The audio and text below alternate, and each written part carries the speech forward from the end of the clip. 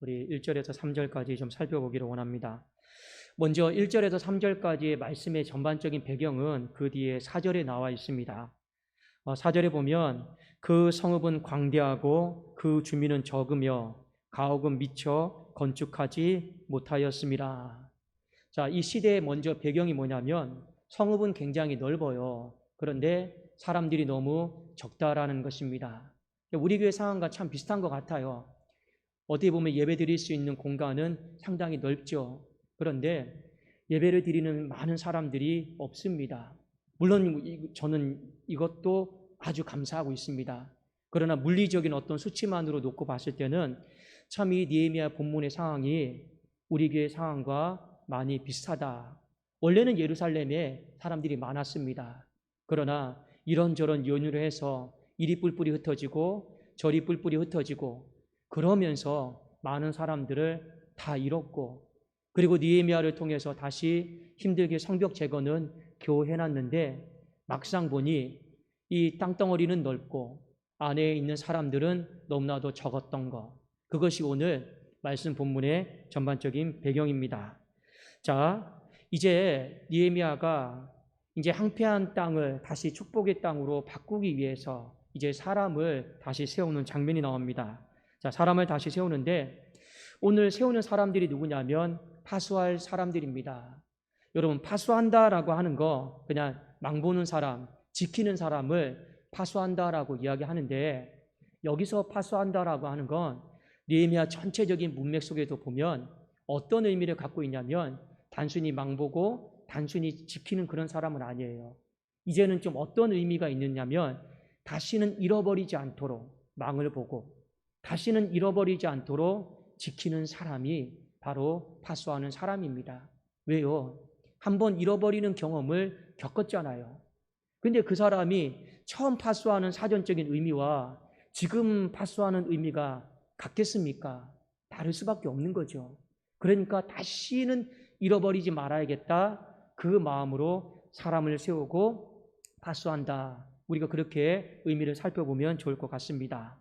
자, 하나님이 이 일을 위해서 파수할 사람을 보내셨어요. 또 찾으셨습니다.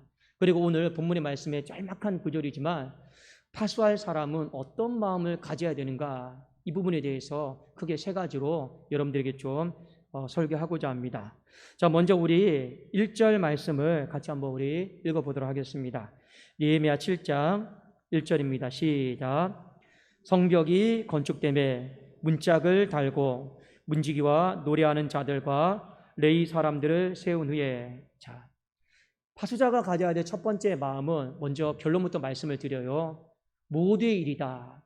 이 모두의 일이다라고 하는 마음을 가지셔야 됩니다. 왜 그러느냐?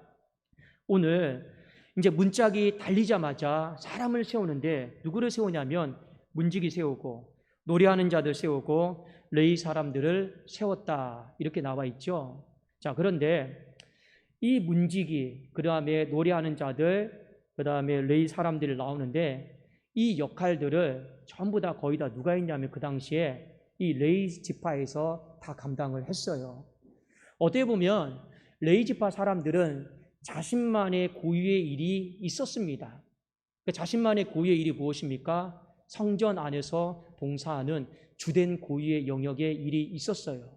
그런데 오늘 말씀에 보면 이 사람들을 노래하는 자들, 예배를 섬기라고 오늘날로 말하면 성가대, 찬양대 세운 거 이해할 수 있죠. 그러나 이 문지기의 일까지는 좀 이들의 고유의 일에 좀 벗어난 일들입니다.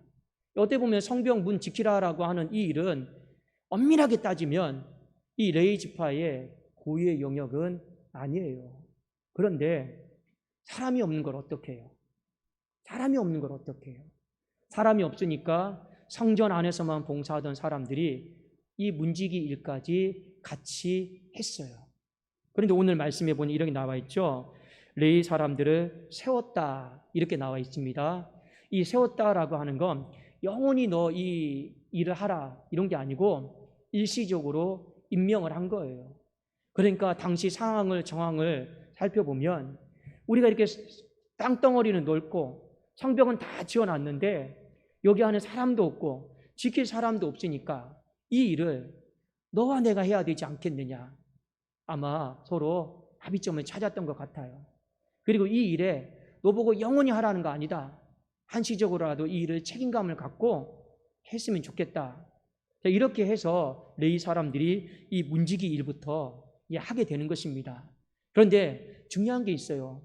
이 일 가운데 레위 사람들이 불평하지 않았습니다. 그 임명을 그대로 받아들였고 그 일 가운데 헌신했다라는 거죠.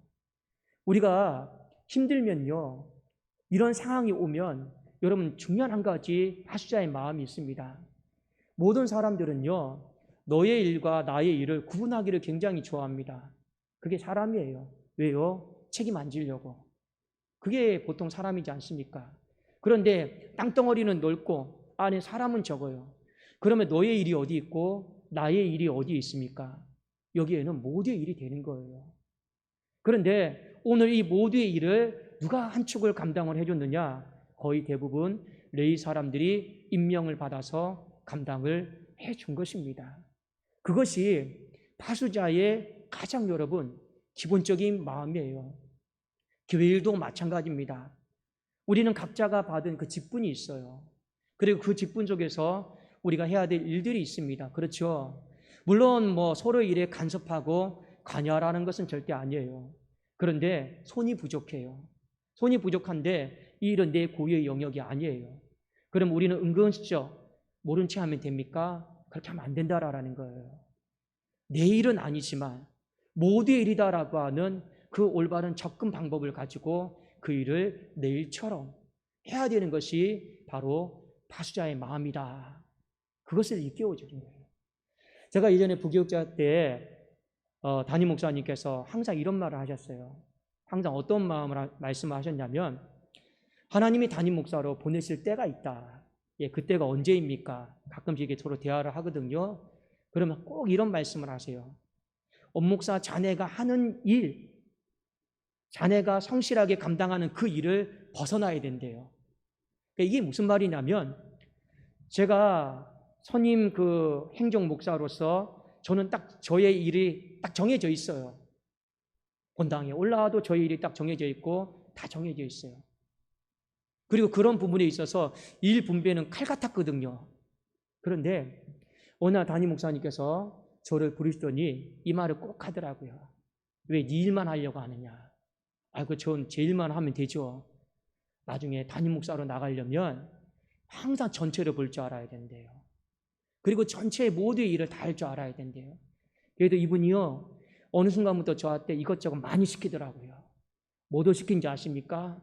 전국 하는 것부터 다 시키더라고요. 그 천장에 사다리 타고 올라가면서 그래서 제가 전에 교회 있잖아요. 전구 한 500개는 제가 다 갈았어요. 그것도요, 싼 값에 사오라고 해서 청계천 가서 다 연구해가지고요, 다 사왔어요. 그거 다 할 줄 알아야 된대요. 그때는 몰랐어요. 근데 지나 보니까요, 참 잘했다. 여러분, 관리 집사님이 없습니다. 그러면 담임 목사가 문 열 줄도 알아야죠. 저 철문을 못 열어서 어떻게 하겠습니까? 그것이요, 관리 집사의 일일까요? 아닙니다. 모두의 일의 마음을 가지셔야 되는 거예요. 그것이 바로 파수자의 마음이다. 오늘 이 부분을 첫 번째로 우리에게 일깨워지고 있는 거예요. 여러분, 우리 교회 상황도 제가 방금 말씀드렸지만 땅은 넓어요. 그러나 그 안에 사람은 적어요. 그러나 우리는 어쨌든 간에 다시 세워나가야 됩니다. 세워나가는 과정 속에서 하나님이 첫 번째 우리에게 주신 파수자의 마음은 무엇일까요? 너와 나의 일을 구분하지 말고 모두의 일이다라고 하는 마음을 가져라. 그리고 여러분, 성벽 재건을 할 때 이것이 분명하게 나타납니다. 할 땅은 다 해줬지만 여기서 끝나면 여기서 이쪽으로 넘어와서 내 일인 것처럼 다 해준 거예요. 모두의 일이다라고 하는 그 마음이 있으면 비로소 하나님은 일을 시작하십니다. 그게 여러분 성벽을 재건해 나가는 가장 첫 번째 모습인 거죠. 자, 두 번째, 우리 한번 느헤미야 7장 2절을 한번 봅시다. 2절입니다. 함께 읽겠습니다. 시작. 내 아우 하나니와 영문에 관한 하나냐가 함께 예루살렘을 다스리게 하였는데 하나냐는 충성스러운 사람이요 하나님을 경외함이 무리 중에서 뛰어난 자라. 자, 두 번째 파수자의 마음은 무엇이냐? 하나님을 두려워하기에 내가 타협하지 않겠다라는 거예요. 이 마음을 가지셔야 됩니다. 특별히 느헤미야가 오늘 두 사람을 세웠어요. 근데 이 두 사람을 한 사람은 하나니고 한 사람은 하나냐예요. 근데 이 두 사람의 공통적인 특징이 뭐냐냐? 충성스러운 사람이다. 그리고 하나님을 경외함이 무리 중에서 뛰어난 사람이다. 쉽게 말씀을 드리면 하나님을 가장 지극히 두려워했던 사람이다. 이것을 언급을 하고 있습니다. 왜 여러분 이 부분이 중요하느냐? 어떤 다른 자질, 능력 이런 거 보지 않았습니다.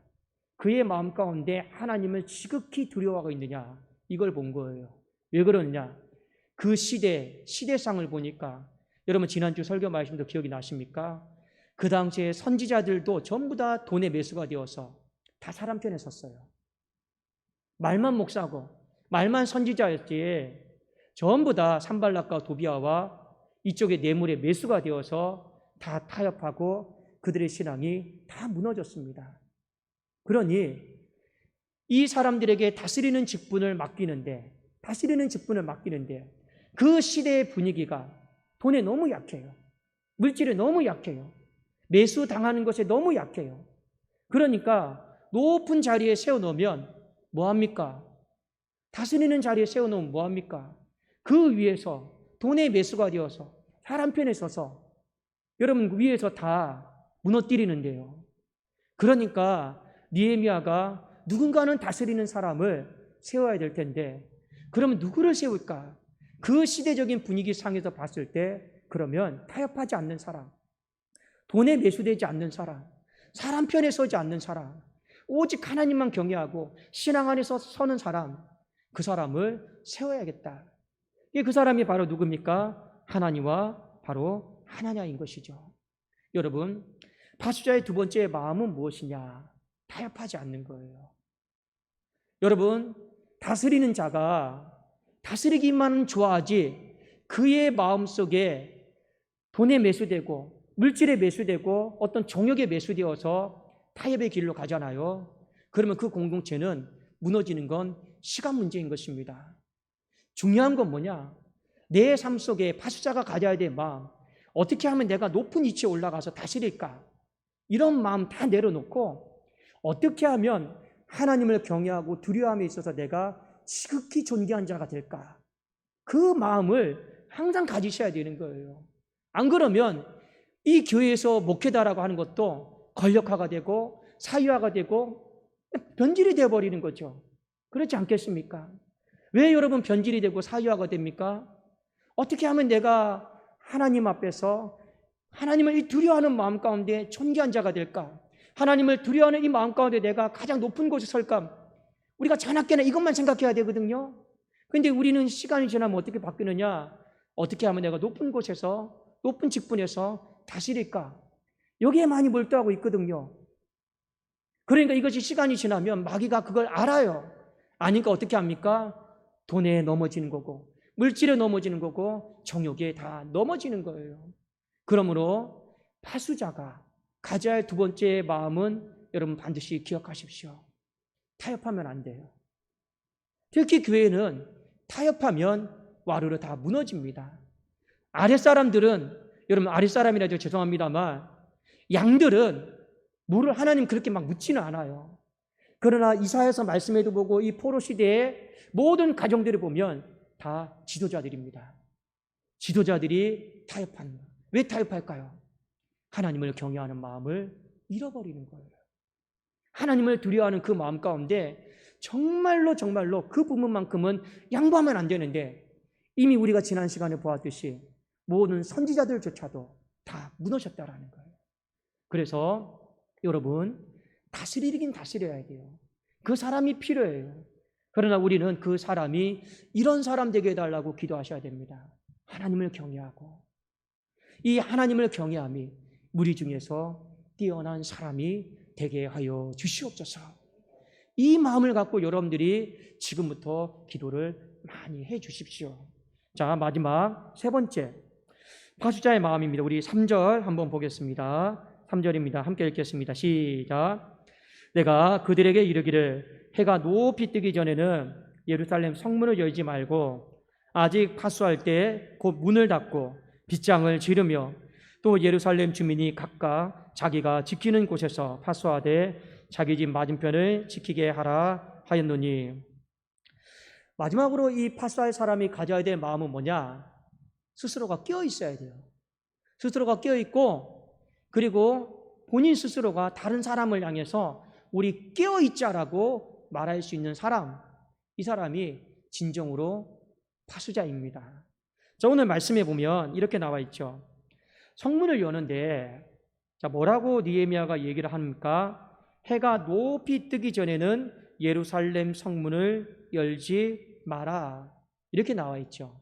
자, 해가 높이 뜨다라고 하는 건 보통 우리가 뭐 한자로 표현하면 해가 보통 중천에 떴다고 그러죠. 중천에 떴고, 이거는 문자적으로 직역하면 해가 떠서 더워지기 전에는, 바로 그런 의미입니다. 자, 지시를 받았어요. 해가 중천에 뜨기 전에, 해가 떠서 더워지기 전에는 문을 열지 마라. 여러분이 누군가 상급자에게 이런 지시를 받았다고 생각해 보세요. 잘 수행을 할 수 있겠습니까? 이 지시는요, 굉장히 두루뭉실한 지시예요. 애매모호한 지시예요. 왜요? 문자적으로 직역하면 해가 떠서 더워진다라고 하는 기준이 뭡니까? 어느 정도까지 떠야지 중천에 뜬 겁니까? 뭐 기구를 재고 해가 중천까지 떴는지 잴 수 있습니까?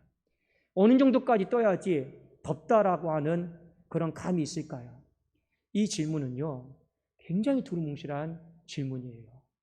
그런데 느헤미야가 보통은 옛날에 아침에 해가 그냥 올라오면 성문을 열었어요. 그런데 느헤미야는 그렇게 하지 말라고 했어요.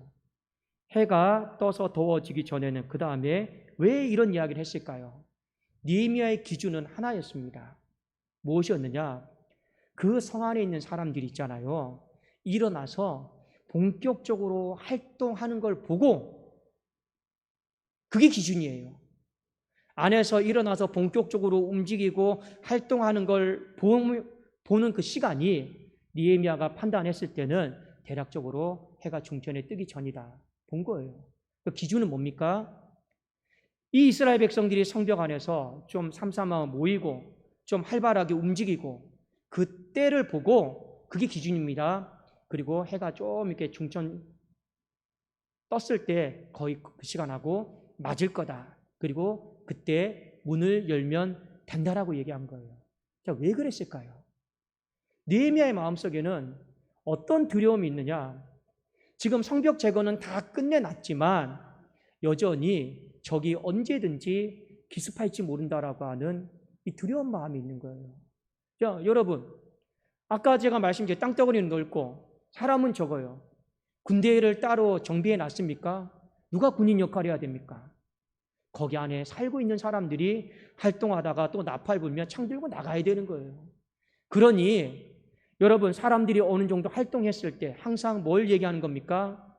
어떤 일이 벌어질지 모르니까 활동하다가도 일나면 다 흩어져라. 그거 염두에 둔 거예요. 우리는 확실한 걸 좋아해요. 분명한 걸 좋아해요. 아침에 몇 시까지 오십시오. 저 문을 언제 열어야 됩니까? 7시에 무조건 여십시오. 그런데 느헤미야는 그렇게 지시를 하지 않았어요. 백성이 기준이에요. 백성이 모여서 활동하고 움직인 걸 보고, 이제 이 정도 되면 문을 열어도 되겠다. 그게요, 여러분, 말이 쉽지 매일매일 사람이 얼마나 변덕스럽습니까? 매주 매월 얼마나 사람들이 바뀝니까? 그거 매번 확인하려면요, 깨어 있어야 돼요. 그냥 여러분 7시에 문 여십시오. 사람이 자든지 말든지 그냥 7시에 문 열고 가면 되는 겁니다. 그러나 느헤미야는요, 그 파수하는 사람에게 한 가지를 말했어요. 백성들의 상황을 잘 봐라. 마치 목자가 양떼를 살피는 것처럼 상황을 잘 보고 매번 관찰하고, 그리고 성문을 열어라. 그리고 심지어 뭐까지 얘기합니까? 아직 파수할 때 그 문을 닫고 빗장을 지르며. 성문 열 때 그 미리 지키고 있는 사람은 얼마나 빨리 들어가고 싶겠습니까? 그러니까 빨리 문 열고 그냥 나 들어간다 하고 싶겠죠. 그러나 그 교대식이 있는 순간에도 문 열지 말라고 했습니다. 그 사이에 또 어떤 일이 벌어질지 모르니까요. 그만큼 느헤미야가 지금 강조한 것은 무엇일까요? 깨어 있음입니다. 이 깨어 있는 부분을요, 계속 강조하고 있는 것이죠. 그리고 나서 뒤에 이렇게 이야기를 합니다.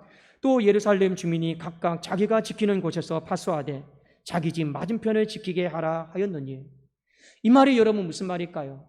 성벽은 다 지어놨지만 그래도 껴있는 사람 눈에는 뭐가 보입니까? 빈틈이 보여요. 누구의 눈에만 보입니까? 껴있는 사람 눈에 그 틈이 보이는 거예요. 그러니까 사람들에게 뭐라고 이야기합니까? 피곤해도 여기가 빈틈인 것 같으니 네가 여기서 서서 지키라라는 거예요. 우리는 보통 이렇죠. 하루 일과를 보내고 바쁘고 힘들고 지쳐요. 그러면 우리는 뭐라고 얘기하는 겁니까? 피곤하니 그냥 자라고 그래요. 피곤하니 하나님이 지켜주실 거니까 그냥 자라고 그래요. 그러나 느헤미야는 그렇게 하지 않았습니다. 피곤해도 여기가 아무리 생각해도 빈틈인 것처럼 보인다. 그러니 깨어있자. 그러면서요, 여러분, 순번제로 또 돌립니다. 여기 여러분 보세요. 또 예루살렘 주민이 각각 자기가 지키는 곳에서 파수하되, 이 이전에 개역 한글 성경에 보면 이 예루살렘 주민이 이 전략적인 요충지에 반차를 따라서 순번대로 배정이 됐다고 나와 있어요. 여기도 가서 지켜야죠. 그리고 느헤미야가 봤을 때 여기 빈틈이 있는 자기 집 앞이 있죠. 이것도 보초를 또 세운 거예요. 그러니까 잠을 제대로 잤겠습니까? 못 잤어요. 그만큼 파수하는 사람은 깨어 있어야 된다는 거예요. 그 깨어 있고 누군가를 향해서 우리 깨어 있자라고 말할 수 있는 사람이 바로 파수자의 마음입니다. 여러분, 누가 누구에게 기도하자라고 말할 수 있습니까? 기도하는 사람이 여러분 누군가에게 기도하자라고 얘기할 수 있죠. 내가 기도하지 않으면 절대로 다른 사람들에게 기도하자라고 얘기하기가 어렵습니다. 맞습니다. 내가 하나님 앞에서 먼저 깨어있지 못하잖아요. 그러면 다른 누군가에게 깨어있자라고 절대로 말할 수가 없습니다. 그러나 하나님은 파수할 사람을 찾고 계세요. 어떤 사람요? 먼저 깨어있어야 돼요. 단순히 본인만 깨어있는 것이 아니라 반드시 깨어있는 사람 눈에는 빈틈이 보이기 마련입니다. 그리고 그 깨어있는 사람이 누군가에게 힘들어도 우리가 깨어서 파수합시다. 또 다른 제2의 3의 파수자를 잉태하는 것이죠. 하나님이 바로 그 사람을 찾고 있는 겁니다. 자, 그런데 에스겔서 22장 30절입니다. 한번 띄워주실까요? 자, 마지막에 한번 봅시다. 우리 한번 같이 한번 읽어봅시다. 시작. 이 땅을 위하여 성을 쌓으며 성 무너진 데를 막아 서서 나로 하여금 멸하지 못하게 할 사람을 내가 그 가운데서 찾다가 찾지 못하였으므로. 여기 말씀해 보면 성 무너진 데를 막아 서서 나오죠. 이 사람이 바로 파수자입니다. 파수할 사람이에요. 하나님 눈에 보니까 빈틈이 보여요. 빈틈이 보이는데 하나님은 그 빈틈 가운데 파수할 사람이 필요했습니다. 근데 문제는 뭡니까? 나로 하여금 멸하지 못하게 할 사람, 파수하는 사람이 없어요. 내가 그 가운데서 찾다가 찾지 못하였으므로 그 성이 멸망하는 것입니다. 하나님이 누구를 찾으신다고요? 파수할 사람을 찾으신다는 거예요. 어떤 마음을 가져야 되겠습니까? 모두의 일이다라고 하는 그 마음을 다시 한번 우리가 갖기를 주님의 이름으로 축원합니다. 또 여러분의 마음 가운데 어떤 마음을 가져야 될까요? 나는 높은 곳에 올라가서 다스리는 것보다 나는 하나님을 경외함에 있어서, 하나님을 두려움에 있어서 나는 지극히 존귀한 자가 되겠다. 그래야지만이 맡겨놔도 타협하지를 않습니다. 마지막으로 가져야 될 마음이 무엇일까요? 깨어 있어야 되는 거예요. 본인만 깨어 있으면 안 됩니다. 생명은 생명을 낳게 되어 있습니다. 깨어 있는 사람은 틈이 보여요. 그리고 반드시 깨어 있자라고, 힘들어도 깨어 있자라고 이야기하는 거예요. 마지막 제가 예를 한번 들어드릴게요. 예수님께서 십자가 지시기 전에 정말로 간절한 마음으로 기도했습니다. 근데 예수님이 깨어 있죠. 그러니까 제자들에게 기도 부탁을 하는 거예요. 그 기도 부탁이다라고 하는 건 무엇입니까? 예수님의 본성에서 나오는 겁니다. 깨어있는 사람은요, 깨어있는 자가 필요해요. 그리고 그것이 맞고요. 근데 예수님이 나중에 제자들에게 찾아와서 이런 말씀을 하시죠. 마음은 원이로되 육신이 약하다. 이 말은 우리의 육신의 연약함을 옹호해 주는 말씀이 아닙니다. 육신이 연약해도 깨어 있을 때는 깨어 있어야 된다. 그 말씀인 것이죠. 그런데 안 깨어 있는 거예요. 파수하지 못한 거죠. 그러니 그 뒤에 보면 어떤 사태가 벌어집니까? 마귀가 그냥 들러붙는 거예요. 들러붙어서 예수님 모른다고 하고 부인하고 저주하고 다 버리는 거죠. 여러분, 파수자, 성벽은 넓은데 사람이 적어요. 하나님이 오늘 우리에게 하시는 말씀이 아니겠습니까? 다시 한번 하나님께서 이 파수자를 통해서 또 한번 우리 교회를 세워나가기를 원하고 있다. 또 우리가 그 시점 가운데 서 있구나. 그것을 믿음의 눈으로 내다보고 바라보면서 우리 정말 오늘 이 밤에 함께 나와서 기도하는 성도님 참 귀합니다. 같은 마음으로 파수해 주시고 또 같은 마음으로 이 땅에 파수할 사람들이 30배, 60배, 100배 더 많아지기를 여러분이 소망해 주시면 반드시 우리 교회가 정말로 그 빈 곳이 하나님께서 다 채워주시는 놀라운 부흥의 은혜를 경험하게 될 줄로 믿습니다. 자, 우리 김미숙 권사님 범사에 감사합니다. 하나님 앞에 감사한 금 올려드렸고, 우리 김미숙 권사님 10회 정금 올려드렸고, 담임 목사 가정 영육간에 많이 회복되게 하시니 또 휴가 잘 다녀오게 하신 감사드립니다. 담임 목사 가정 감사한 금 올려드렸습니다. 기도하겠습니다. 살아계신 하나님 아버지여 감사를 드립니다. 하나님께서는 오늘도 파수할 사람을 찾고 계신다 하였습니다. 하나님, 무너진 틈들을 막아 서서 세울 수 있는 사람들이 우리가 되게 하여 주시옵소서. 그리함으로 말미암아 마귀가 또다시 공격하고 찢어지는 아픔이 없게 하시며, 마귀가 또 하나님 열심을 다해 공격해서 무너지는 교회, 무너지는 가정, 무너지는 내 심령이 되지 않도록 하나님 내 마음을 파수자의 마음으로 충만하게 하여 주시옵소서. 하나님, 또 주님 앞에 귀한 물질 헌금으로 하나님 앞에 올려드립니다. 하나님, 힘들게 떼약볕에서 또 아픈 가운데 일하면서 그래도 하나님의 은혜로 주신 선물인 줄 알고 하나님 앞에 올려드리는 이 귀한 헌금을 하나님 홀로 받아주시고 하나님 흠양하여 주시옵소서. 또한 하나님 모든 성도님들의 기도와 또한 관심으로 또 아버지 부족한 종, 또 아버지 하나님 영과 육이 많이 회복되게 하신 것 진심으로 감사를 드립니다. 남은 2021년도 하나님 짧은 달이지만 하나님의 부흥의 역사를 보기를 원하고, 또 아버지 파수하는 자가 되어서 정말로 이 무너진 틈들을 온전히 메우는 귀한 아버지 목회자로 하나님 사용하여 주시옵소서. 예수 그리스도의 이름으로 기도드리옵나이다. 아멘.